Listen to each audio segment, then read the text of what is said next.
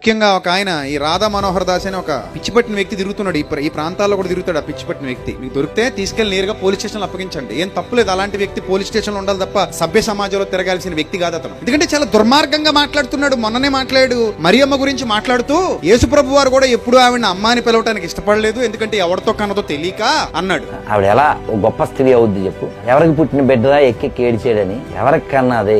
చరిత్ర ప్రకారం అయితే ప్యాంతర్ అనే ఆయన జర్మనీ సైనికుడి ద్వారా పిల్లోడు పుట్టాడు. అందుకే మీరు చూడండి, బైబిల్ ఇంగ్లీష్ లో చదవండి, ఎక్కడ యేసు అమ్మ అని పిలవడు. నాన్న ఎవరో ఎంతమంది నాన్నలో చెప్పుకోలేని స్థితిలో ఇతను పెట్టిందిగా. అంత దుర్మార్గంగా మాట్లాడాడు ఆ దుర్మార్గుడు. క్రైస్తవుల్లో నిజంగా చలనం చచ్చిపోబట్టి ముఖ్యంగా పెద్ద పెద్ద సేవకులని చెప్పుకున్న వాళ్ళు చాలా మంది సీఎంలు తీసుకుని సభలు పెట్టుకోవడానికి తప్ప, డబ్బులు దండుకోవడానికి తప్ప ఎందుకు పనికిరారు వీళ్ళు. వాళ్ళ భార్యలను ఏమైనంటే గొడవకు వస్తారు, పరువు నష్టం దావాలేస్తారు. కానీ ఎవ్వడు కూడా అంత నీచంగా మాట్లాడుతుంటే చట్టపరంగా చర్యలు తీసుకుని అతను నోరు మూయిద్దామన్న ఆలోచన కూడా ఎవరికి రావట్లా, ఎవరు ముందుకు రావట్లా. చూడండి, అలా ఉంది సమాజం.